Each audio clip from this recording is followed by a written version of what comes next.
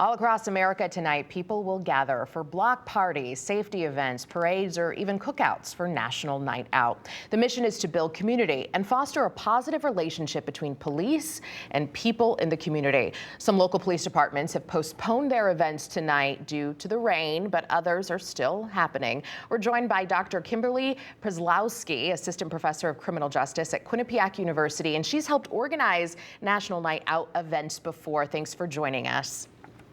Hi, thank you for having me. Well, there are several National Night Out events happening in Connecticut either tonight or on that rain date. But what can families or community members expect to get from the event? Sure. So as you said, typically it's weather permitting, of course, but typically these events are held on the first Tuesday of August or the first Tuesday of October. So if they're postponed, you still have a chance to go in October.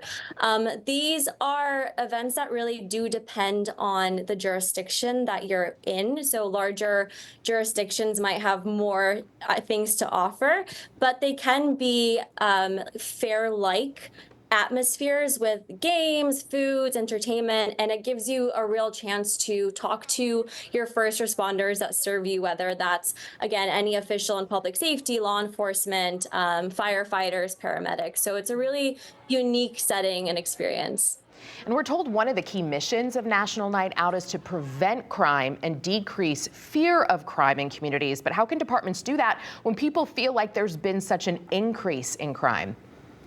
Yeah, so especially now, given the circumstances and the environment we're in post this kind of George Floyd incident, this is probably more important than ever to kind of have these events. So at these events, you'll learn about situational crime prevention techniques and ways to ensure that you're doing all the right things to reduce the likelihood that you're a victim, and then that ultimately you could share this information with your neighbor or those in the local community on how to better also prepare themselves for things that could potentially happen or ways to avoid these things. Mm-hmm. We've seen a lot of distrust towards police and law enforcement. That's no secret, as you just mentioned. So how are departments able to do that?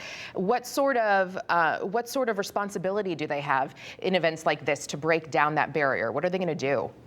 Well, if you think about the typical interactions that you have, for example, with law enforcement, they're typically in unfortunate situations. So whether it's a traffic ticket or if you are unfortunately a victim of a crime, that's sometimes your only communication or contact with them. So this gives you a real chance to speak to them in a way that humanizes them.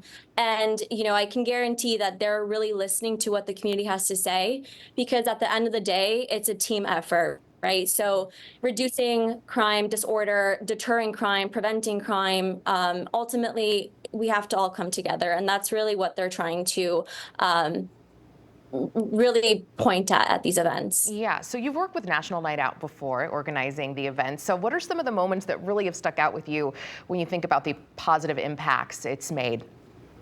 I think it's just really neat to see the community and the police and first responders really get together in this type of setting. You don't, again, typically see that occurring in our day-to-day interactions with them. But what I really found to be great is just seeing how, especially when it's like a family that attends these events, how the children get this kind of excitement. And ultimately, right, we're trying to promote these professions and we want to eventually recruit those who are really interested. So I think that it has an impact today, but it also have a long-term impact, hopefully. Yeah, I know there's lots of boys and girls who love fire trucks, they love police cars, so it's a good opportunity for them to touch the police cars and the fire trucks. Absolutely. Yeah. All right. Thank you, Dr. Kimberly Przeszlowski, Quinnipiac University. Thanks for your time. Thank you.